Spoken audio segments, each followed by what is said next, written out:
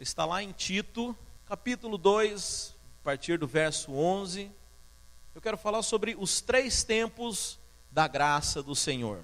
O nosso Deus, Ele trabalha no passado, no presente e no futuro. Então o texto bíblico diz o seguinte: porque a graça de Deus se manifestou salvadora a todos os homens. Ela nos ensina a renunciar à impiedade e às paixões mundanas e a viver de maneira sensata, justa e piedosa nesta era presente, enquanto aguardamos a bendita esperança, a gloriosa manifestação do nosso grande Deus e Salvador Jesus Cristo. Amém? Veja, nesses 3 versos falam de 3 períodos, de 3 tempos, em que a graça se manifesta, ou se manifestou, ou se manifestará em nossas vidas. O primeiro tempo diz o seguinte: porque a graça de Deus se manifestou, salvadora a todos os homens. Esse é o tempo passado. Então, o primeiro tópico que eu quero compartilhar aqui é sobre a manifestação da graça no passado. Jesus Cristo, Ele é a graça de Deus personificada, manifesta. Então aqui fala que a graça de Deus, ela se manifesta como salvação para todo homem. E é interessante que graça, ela fala de um favor de Deus, um favor que, aliás, toda vez que você ouvir falar de favor, ele só pode ser imerecido. Porque se é merecido, já não é favor. Então, por exemplo, se eu combino com o Dilevir de sair para trabalhar com ele, e ele fala: olha, eu vou te pagar $100 para você trabalhar o dia inteiro comigo. E vamos supor que eu trabalhe o dia inteiro, trabalhe contento, faça tudo o que ele mandar. No final daquele dia, aqueles $100, ele é favor ou ele é um direito meu? Ele é um direito, que eu cumpri a minha parte, e ele vai agora cumprir com a parte dele. Então, quando nós falamos de favor, ele só pode ser imerecido. Favor é aquilo que vem de graça. Favor, se você fez alguma coisa, já não é mais favor, é pago. Mas eu sei que, para que isso traga mais clareza, nós falamos que a graça é o favor imerecido. Mas isso é uma redundância, porque todo favor, ele é imerecido, ele é simplesmente favor.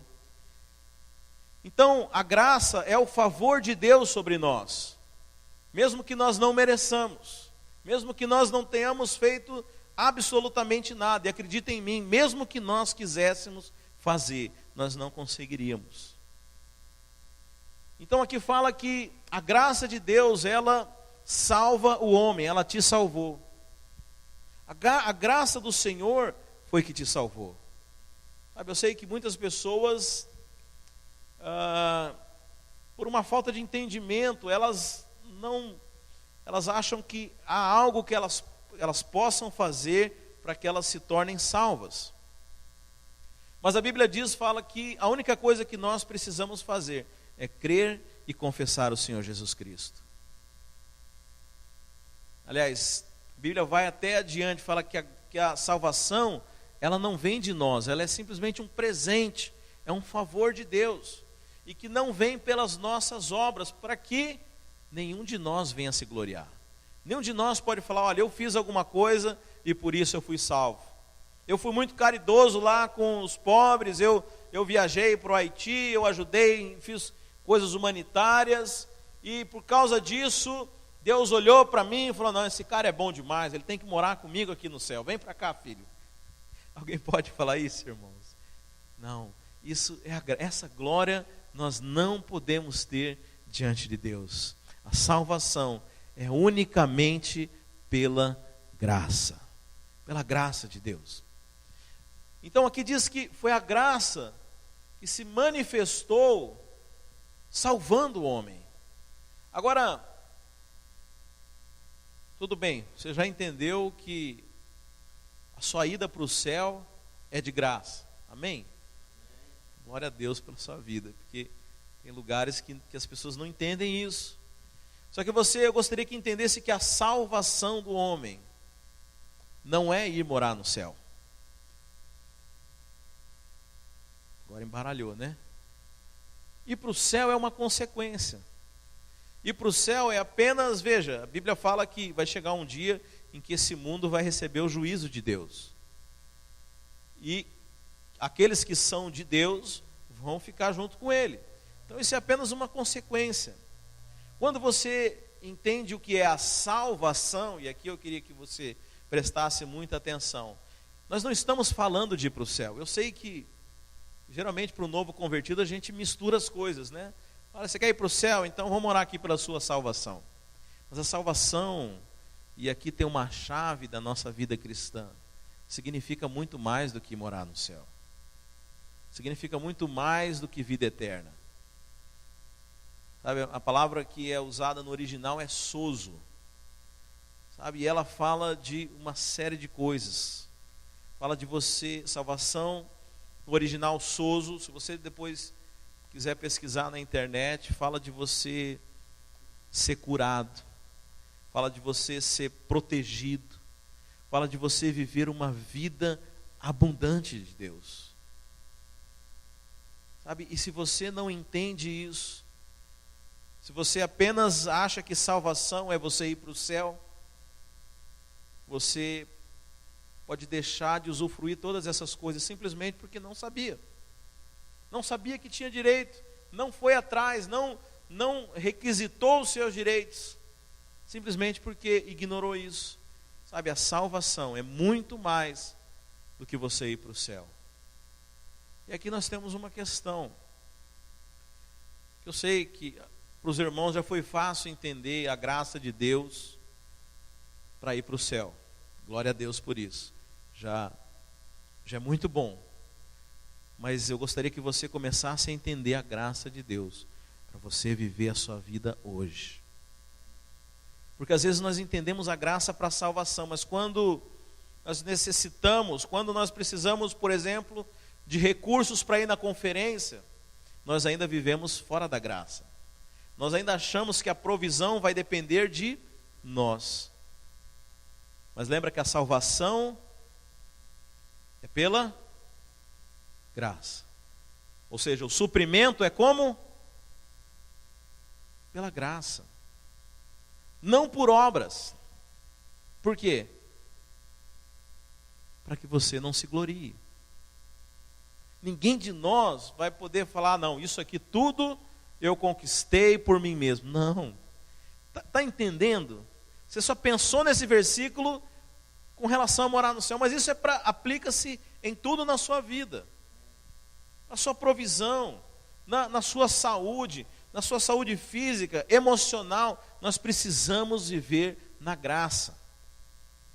Muitos crentes estão buscando algo que já foi conquistado. Eu estou falando do primeiro tempo que está aqui, do tempo passado. A graça já foi manifesta, já nos foi dada. É interessante que a vida cristã, ela começa a partir de uma obra que já foi consumada. Nós não estamos conquistando mais nada, irmãos. É interessante isso. Efésios fala que nós estamos assentados com Cristo nas regiões celestes. Agora, Cristo é o nosso sumo sacerdote. Se você for estudar o Velho Testamento e a figura do templo, e a Bíblia traz lá em Levíticos a descrição das partes do átrio, do lugar santo e do santo dos santos, e fala dos móveis, da mesa da preposição, dos pães da preposição, da mesa, do candelabro, da arca. É interessante que lá não tinha cadeira para o sacerdote sentar. O sacerdote que ministra ao Senhor, ele ministra em pé, porque é um serviço que ele está fazendo. Mas a Bíblia fala que hoje Jesus Cristo está sentado, irmãos, porque a obra foi consumada.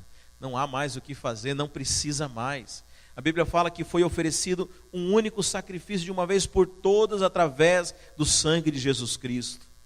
Sabe, hoje nós simplesmente precisamos entrar nessa realidade. Viver a salvação que já foi consumada, que já foi feita. Viver a graça de Deus, tudo já foi feito.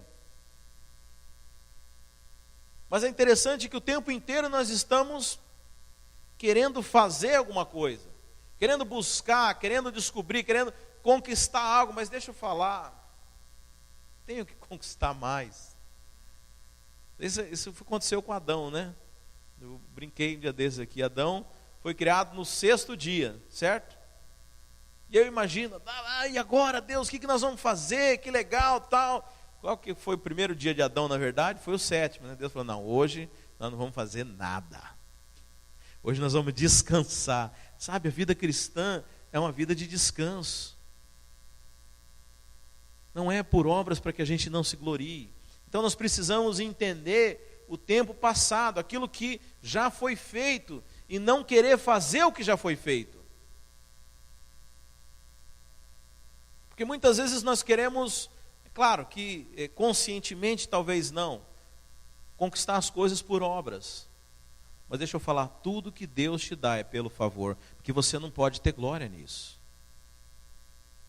Todas as coisas, saúde, provisão, segurança, tudo tem que ser através da graça, não por obras, para que você não se glorie. Sabe, essa é uma chave da vida cristã. Nós precisamos entender a obra consumada do Senhor. Quantos cristãos estão vivendo batalhas e brigando por coisas que já foram resolvidas lá no passado? Eu me lembro há muito tempo, não vou saber em detalhes, porque faz muito tempo mesmo, eu li um relato de um soldado da Segunda Guerra, que o avião dele foi abatido, ele conseguiu se salvar, e ficou escondido, num lugar, numa ilha, numa aldeia muito distante, e sem saber quando que a guerra ia terminar ou não, né? Mas ele não queria sair dali, com medo daquele, caiu no território inimigo, né? Ficou com medo de se expor, ir para algum lugar e descobrirem, e levarem ele como prisioneiro de guerra, e ele ser torturado. Mas o fato é que a guerra acabou, e ele continuou lá, ele não sabia que tinha acabado a guerra. E parece que ele foi resgatado uns 6 anos depois. E eu fico imaginando isso. Às vezes nós estamos guerreando ainda por uma guerra que já foi vencida. Às vezes você está lutando por áreas na sua vida que o sangue de Cristo já venceu. Mas se você não entender isso, você vai continuar lutando. Porque você sabe, o nosso inimigo, ele não tem muito poder contra nós. A Bíblia fala que o diabo não pode nos tocar. Mas ele conta muita mentira. Ele conta muita historinha. Eu estou lembrando agora também dessa questão militar, que a antiga União Soviética, né, a Rússia antiga, a União Soviética, chegou um tempo que eles não tinham mais dinheiro para fazer aviões e metralhadoras e coisas, isso também na época da Segunda Guerra. E eles criaram uma catraca, que o cara girava assim, fazia aquele tec, tec, tec, tec, tec, tec, barulho de metralhadora para assustar o inimigo. Sabe, muitas vezes é só isso que o diabo está fazendo, é só tec, tec, tec, tec, tec, tec. Não, está em guerra ainda, ó. O inimigo tem armas poderosas. Não tem, irmãos. Não tem, porque a nossa vida cristã, ela começa a partir de uma obra consumada e vitoriosa, amém? Glória a Deus por isso. Sabe, isso é um estilo de vida. É um estilo de vida descansado. Como eu falei, nós fomos criados para o descanso. Nós somos criados para viver uma vida descansada. Mas, fala a verdade, né? Isso parece até feio nos dias de hoje, né? O irmão chega para você, não, meu irmão, descansa, fica tranquilo, fica parecendo até que você é irresponsável, né? Olha, irmão, nem se preocupa com as coisas, nem tem zelo pelas coisas do Senhor. Mas veja, o que honra a Deus é o descanso, sabe? É o semblante leve, é a alegria. Falando que esse tema vai tocar muita gente. Sabe, a alegria de servir ao Senhor é a certeza de que nós vivemos algo que já foi consumado, já foi resolvido. Nós não estamos mais guerreando, nós estamos simplesmente entrando na realidade espiritual que já nos foi dada. E por isso nós estamos sentados com Jesus Cristo. É uma obra pronta. A propósito, a respeito do sétimo dia, que era o descanso, sabe, há algumas teorias na Bíblia, né? Por que nós hoje não guardamos mais o sábado, que é o sétimo dia? E muitos falam que uma das teorias, que é muito aceita, é que o sétimo dia foi mudado depois que Jesus Cristo ressuscitou. Jesus Cristo ressuscitou no domingo, que é o primeiro dia. Os crentes da igreja primitiva se reuniam no domingo de manhã, cedinho, de madrugada. Então, por isso, nós seguimos esse costume que é apostólico. Essa é uma das teorias. Outra é que Jesus revogou o sábado, porque ele fala, eu sou o Senhor do sábado. Então, em Cristo, nós estamos acima da lei do sábado. Mas eu particularmente gosto de acreditar numa teoria que não é talvez a mais aceita, mas eu gosto de acreditar que hoje nós não guardamos mais o dia do sábado, porque a nossa vida é uma vida sabática. Você sabe, porque o sábado, na lei que foi dada, não era apenas o sábado que eles guardavam. Eles guardavam o sétimo dia da semana, que era o sábado, mas eles guardavam também o sétimo mês, ficavam um mês sem trabalhar. E guardavam o sétimo ano, um ano sem trabalhar, irmãos. E a cada 7 anos de 7, o ano do jubileu também guardavam. Então essa turma hoje que pensa que guarda o sábado, você fala, você está guardando errado. Tudo bem, você não faz nada no sábado, mas você devia ficar também um ano sem fazer nada, se você quer ser bíblico. Mas é interessante que todo legalista, ele escolhe só um pedaço da lei para guardar, né? Mas se você quer fazer direito, então, um ano sem trabalhar. Pensou? Mas eu entendo que hoje nós guardamos o sábado, sim. Só que o meu sábado não dura o ano, o meu sábado dura a minha vida inteira. Porque eu vivo uma vida de descanso no Senhor. Sabe, eu vivo uma vida sabática, uma vida sem peso. Eu não sei porque que hoje eu estou com o Velho Testamento na cabeça. O sacerdote, no Velho Testamento, também lá em Levíticos, fala sobre em Números, fala sobre a roupa do sacerdote, que era uma roupa de linho, e começa a descrever, e é interessante que fala que o sacerdote não podia ter suor. Aí você vai pensar, porque não tinha desodorante naquela época, né? Pensa, você vai lá, chega no sacerdote, aquele cheiro, como é que você vai apresentar as coisas diante de Deus? Não, mas não é isso, irmãos. É porque o trabalho sacerdotal, quem é sacerdote hoje aqui, irmãos? Todos nós somos sacerdotes. Sabe por quê? Porque o trabalho do sacerdote não era no esforço, era no descanso. Sabe, você não pode ter suor na sua vida cristã. Sabe, se a sua vida cristã, você está suando, tá difícil de conquistar as coisas, desculpa de falar, mas você precisa repensar o que você está vivendo. Nós como sacerdotes não podemos ter suor. Sabe que eu sempre falo que nós somos como aquela sarça ardente de Moisés. Sabe a história de Moisés? Em que ele vê uma sarça que pegava fogo, mas o fogo não consumia. Esses somos nós. O Espírito Santo, o fogo de Deus, se manifesta dentro de nós e as pessoas nos veem queimando, mas é um fogo que não consome. É algo que não nos deixa pesados, que cobra, que fica, que traz peso, mas o fogo de Deus não consome a gente, irmãos. Sabe, é uma alegria servir a Deus. Porque nós temos que entender que a graça que nos salvou, a graça que nos mantém, que nos sustenta todos os dias, ela é algo que já foi resolvido. Nós simplesmente entramos nessa realidade. Amém? Mas aqui vamos então para o segundo tempo aqui, fala do presente. Então fala que a graça nos ensina a renunciar à impiedade e às paixões mundanas e a viver de maneira sensata, justa e piedosa nesta era presente. Então veja, se por um lado a graça já operou em nossas vidas, já a obra do Senhor já é consumada, existe algo na era presente para nós. Existe um estilo de vida que o Senhor preparou para nós. Deus espera que nós vivamos dessa maneira aqui, renunciando à impiedade e às paixões mundanas, e que nós vivamos de maneira sensata, justa e piedosa. Mas qual que é o problema de muitas pessoas? Primeiro, elas não entendem a graça que foi no passado. O primeiro passo para você viver no presente dessa forma é você entender a graça que operou no passado. Porque aqui fala que é a graça que nos ensina. É a graça que nos ensina.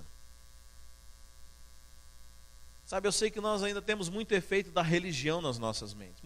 Principalmente que nós que viemos do Brasil, que uma religião que se denomina cristã, mas é praticamente uma religião pagã, que a maioria dos brasileiros acredita. E nós temos muitas influências. Aliás, todo o sistema religioso traz uma mensagem que para o homem é muito bonita. Que é mais ou menos assim: esforça-te para que você possa receber algo. E é interessante que as pessoas invertem isso. Aqui fala que primeiro a graça opera, depois nós vivemos dessa forma. Mas as pessoas acreditam que primeiro elas têm que viver piedosamente, uma vida justa, correta, para depois receber a graça. Qual que é o problema, irmãos? Que aí já não é mais graça. Como eu falei, se um favor é merecido, então já não é favor, é uma dívida, é uma obrigação. Então aqui está uma equação que nós precisamos entender.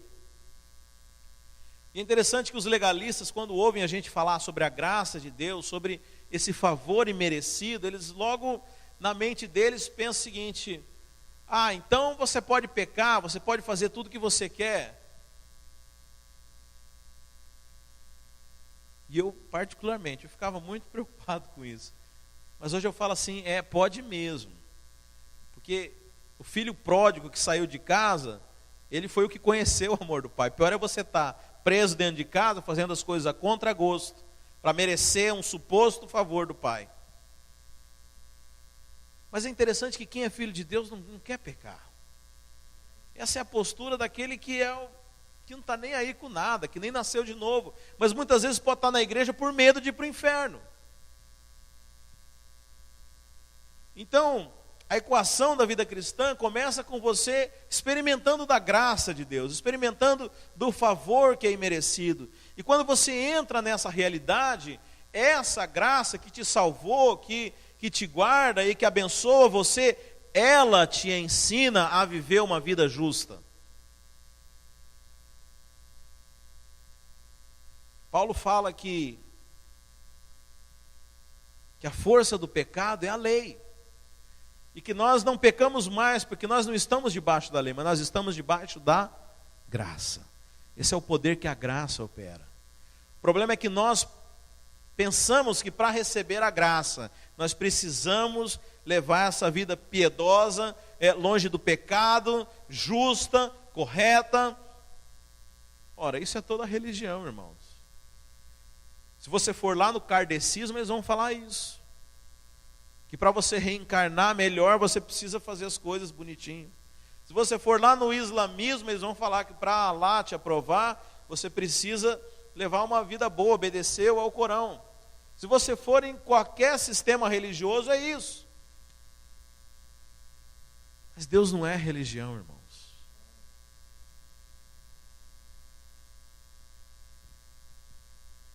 Nós não tínhamos nada para oferecer para Deus. Nós sequer conhecíamos a Ele. Mas a Bíblia fala que não fomos nós que escolhemos Ele. Foi Ele que escolheu você. Mas por quê? Graça. Você não tinha nada diante de Deus, você não tem mérito nenhum.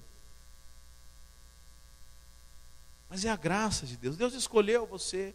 E se você começar a receber dessa graça, se você começar a se relacionar com o Pai, você vai aprender a viver esse estilo de vida. Aí aqui nós temos uma diferença. Nós temos dois tipos de crentes aqui. Nós temos um tipo de crente que ele vive essa vida piedosa e justa. E nós temos esse aqui que também vive essa vida piedosa e justa. Só que esse aqui, ele faz isso porque ele quer merecer o favor de Deus. E o tempo inteiro ele tem peso e cobrança, porque ele acha que se ele escorregar, se ele cometer alguma coisa errada, Deus vai castigar ele. Agora nós temos esse aqui, que ele entendeu o amor, ele recebeu o amor, ele foi transformado, inundado e constrangido, porque a Bíblia fala que o amor de Deus nos constrange. E ele simplesmente aprendeu a viver. Você sabe, a lei falava assim, qual que era o primeiro mandamento da lei? Quem sabe? Amarás o teu Deus acima de todas as coisas. Esse cara aqui, pois é, né? Tem que amar, né? Dá um jeito de amar esse Deus. E ele acha que amor é exterior, porque como que você ama alguém? Eu não consigo decidir, é complicado o negócio. Mas ele então põe algumas coisas na cabeça. Amar a Deus é ir todo domingo no culto, é orar 1 hora por dia, é fazer jejum 1 vez por mês. Ele faz tudo isso e faz uma força tremenda para amar a Deus. Mas tem outro, ele nunca pensou em amar a Deus. Ele não estava preocupado com isso, estava cuidando da vida dele. Mas ele experimentou o amor de Deus. E a Bíblia fala, nós o amamos porque ele nos amou primeiro. Então você entende a vida cristã? Você não consegue chegar no presente, aí é o problema, que nós não estamos conseguindo, às vezes, viver isso aqui na era presente, que é renunciar à impiedade, às paixões e viver de maneira sensata, justa e piedosa. Por quê? Porque não recebemos lá atrás a graça, não entendemos a graça e não estamos vivendo na graça. E estamos simplesmente no nosso esforço, tentando viver esse estilo de vida. Não dá certo, você vai quebrar 1 hora. Você não aguenta. Você sabe, algumas igrejas você até consegue. Eu frequentei uma igreja durante 10 anos. E durante muito tempo eu entrava e saía naquele lugar, uma igreja numerosa, um prédio para 3.000 pessoas. Eu entrava e saía com a minha esposa, ninguém conhecia a gente, levava a minha vida do jeito que eu queria. Mas eu louvo a Deus porque nós somos uma igreja de relacionamentos, uma igreja em célula. E aí você não consegue manter aquela pose por muito tempo. Logo os irmãos vão te conhecer. Sabe, mas a nossa pretensão não é te condenar. Mas interessante que essa transparência te libera também de querer viver uma vida que não é sua. Estava vendo uma pessoa falar como que é bonita a vida no Facebook. Você sabe, aquele casal problemático, vive quebrando pau e bota aquela foto linda no Facebook, aquela praia, e parece que o casamento está 1000 maravilhas, né? Eu até falei com a Andressa que estava me contando isso, né? Que ouviu numa pregação. Eu falei, mas você quer que bota a foto brigando, né? Você vai botar a foto daquilo que você acha bonito, Não tem problema não, mas parece que tudo é um mar de rosas. Mas chega uma hora que você quebra, porque você não consegue fingir por muito tempo. É muito custoso.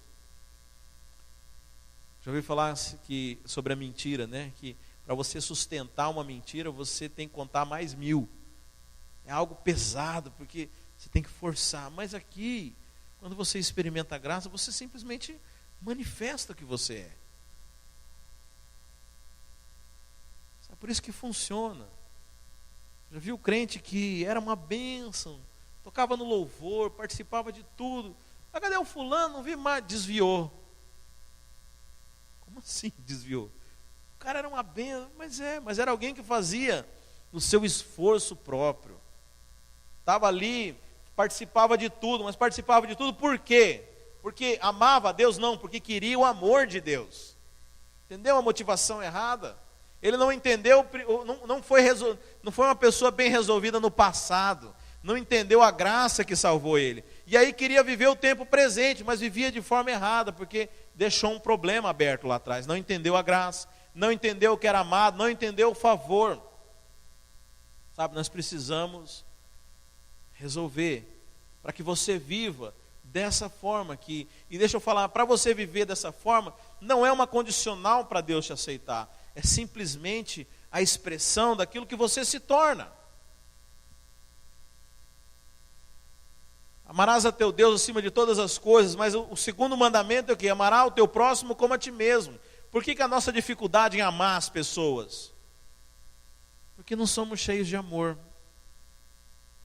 E como que nós vamos ser cheios de amor? Qual que é a apostila, pastor? Que dia que você vai fazer um curso aqui na igreja para ensinar a gente a ser cheio de amor? Não tem como.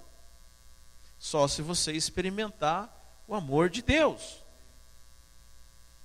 Só se você se encher. E quando você se enche do amor de Deus, chega um ponto que mesmo que você não queira, você começa a amar os outros. Tem gente que é trabalhosa, problemática, chata. Mas eu sinto tanto amor por essa pessoa, por essas pessoas. Sinto tão carinho. Mas falou tal coisa. Mas sabe, eu acho até engraçado as besteiras que fulano fala. Porque chega um ponto que você tem tanto amor, que você não consegue mais odiar ninguém. Você tem que fazer força para não gostar de alguém. Sabe, essa é a sua natureza transformada. Mas você tem que receber para você dar. O problema é que nós vivemos num mundo em que nós queremos dar aquilo que nós mesmos não experimentamos. Sabe, mas é essa a equação. Então esse estilo de vida sensato, justo, piedosa, não é uma condição para você receber algo de Deus. Não é uma condição para você entrar no céu, para você ser salvo. É, na verdade, a consequência da sua salvação. A consequência da graça operando na sua vida. Por isso que fala que a graça é que te ensina a renunciar. Às vezes a gente quer renunciar sem ter experimentado a graça. E aí o pastor chega aqui e fala: irmão, você não foi na conferência para trabalhar, você é um mercenário, você só pensa em dinheiro. Não. Até onde eu saiba, ninguém gosta de ficar trabalhando. Alguém gosta de ficar trabalhando? Eu preferia estar trabalhando. Não negócio de ficar na piscina o dia inteiro, comendo em churrascaria. Eu não gosto disso não. Eu gosto de trabalhar, acordar cedo, passar o dia 12 horas trabalhando, chegar em casa morto e cansado. Aí eu durmo gostoso. Não, irmãos. Eu tenho que mostrar para você a graça. Falar: olha, irmão, Deus vai te abençoar sim. Deus vai te dar toda... Sabe, alimentar a sua fé. Sabe, e aí como consequência o que vai acontecer? Você vai servir a Deus com alegria. Entende que a base define tudo? Irmão, você precisa vir no culto, porque o dia que você não vier, a sua semana inteira vai dar tudo errado. Aí o cara vem morrendo de medo no culto. Mas você fala: irmão, Deus vai te abençoar de qualquer forma, mas olha, é tão gostoso estar aqui, tão gostoso ouvir de Deus, é tão bom e agradável a gente estar com os irmãos. Aí o cara vem porque ele gosta, porque ele experimentou a graça, ele não está mais debaixo de acusação. São duas formas de servir. Sabe, às vezes a gente não vê, porque o resultado na frente de todo mundo é muito parecido. Às vezes são dois irmãos sentados aqui, mas um está por uma motivação errada e o outro está pela motivação correta. Às vezes no louvor, duas pessoas chorando, levantando, mas uma deve estar pensando: Senhor, me perdoa, porque não me castiga essa semana. E vem aquele quebrantamento da carne, né? E o outro não, está só feliz. Oh Deus, eu sou tão grato, sou tão feliz de poder te adorar aqui. E vem as lágrimas, e a pessoa se derrete na presença do Senhor. Sabe, a manifestação exterior pode ser igual, mas a motivação é diferente. Então nós temos que tomar cuidado e entender essa equação aqui. O que é primeiro é a graça. Primeiro você experimenta, vinde provar o quão o Senhor é bom. Depois você manifesta os frutos. Amém?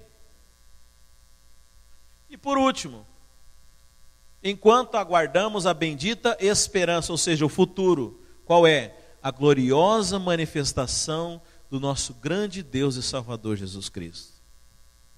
Eu sei que está fora de moda pregar a volta de Cristo, né? Hoje em dia as igrejas falam muito pouco sobre isso. Preferem falar um evangelho que é mais prático, né? O que eu vou ganhar essa semana? Cadê?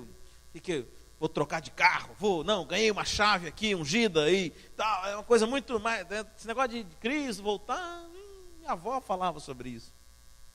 Interessante que cada vez nossa geração está mais perto disso. Mas sabe, nós não podemos perder o foco da manifestação de Cristo. Sabe, a igreja não pode deixar de olhar para Cristo. Sabe, nós estamos aqui aguardando a chegada do noivo. É interessante que tem uma parábola que fala sobre isso, sobre, né, as noivas nécias e as prudentes, as virgens nécias e prudentes. E fala que as prudentes foram as que entraram para as bodas, entraram para a festa. Óbvio que ali não está falando de salvação, porque falar de virgem na Bíblia é uma simbologia para pureza, ou seja, as 10 eram puras, as 10 estavam prontas para se casar, as 10 estavam esperando pelo noivo. Mas ali fala de uma posição espiritual,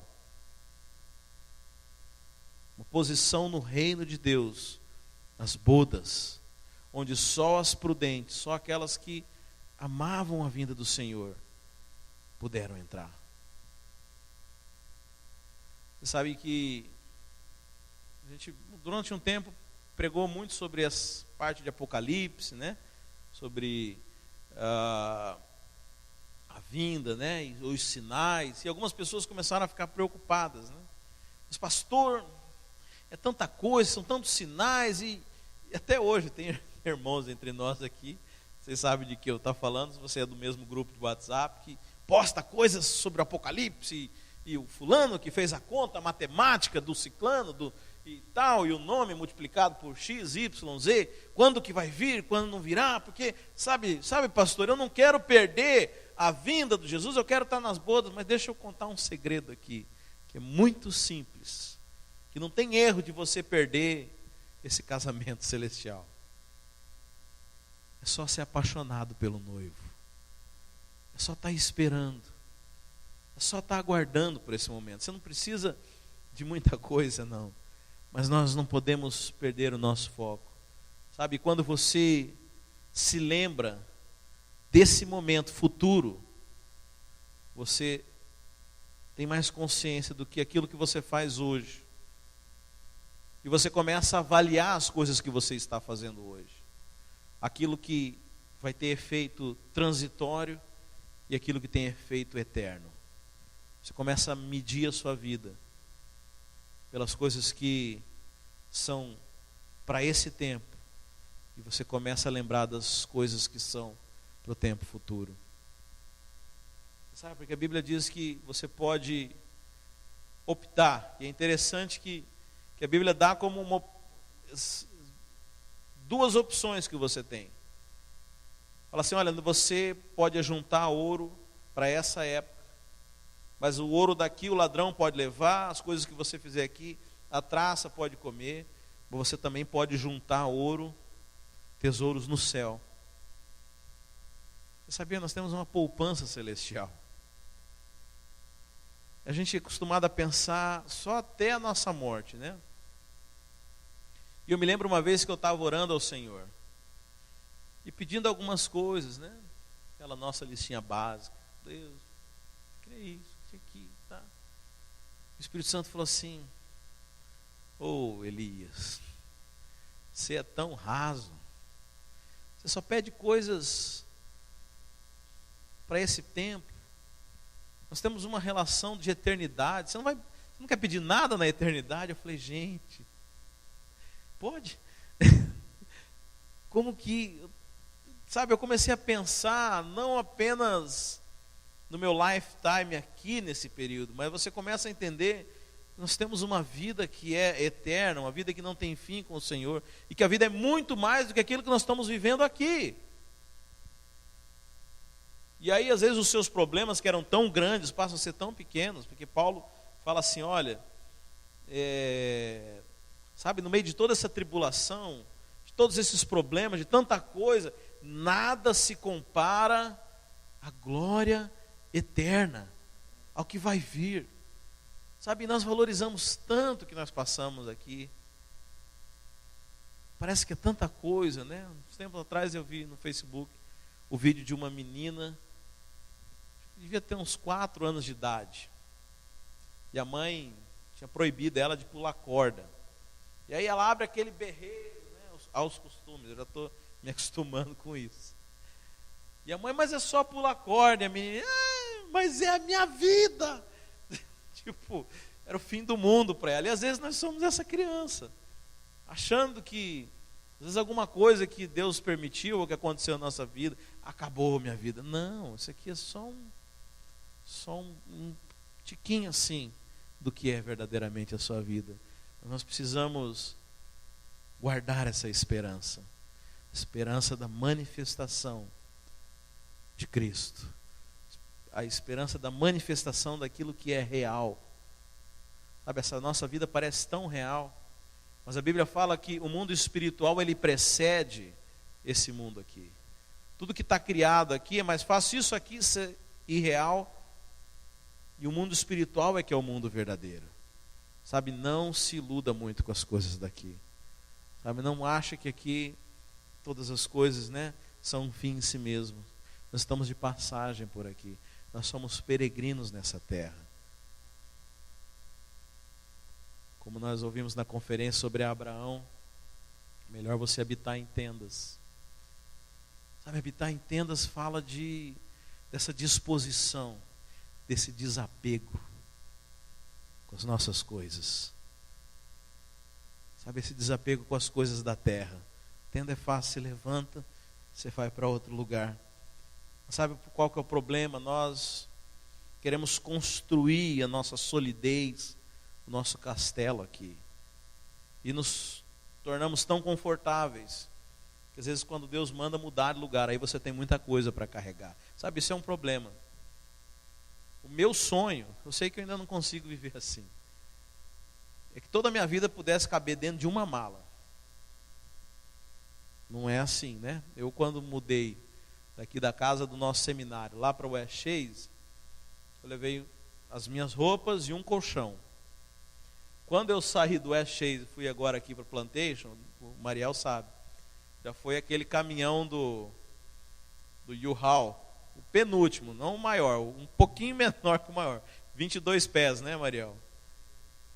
E olha, depois disso eu comprei tanta coisa, que eu nem sei, eu não quero mais mudar. Mas a verdade tinha que ser o oposto. Claro, estou usando um exemplo muito simples, muito banal. Mas a gente tem que estar disposto a mudar. Tem que estar disposto a se avaliar. Eu estava ouvindo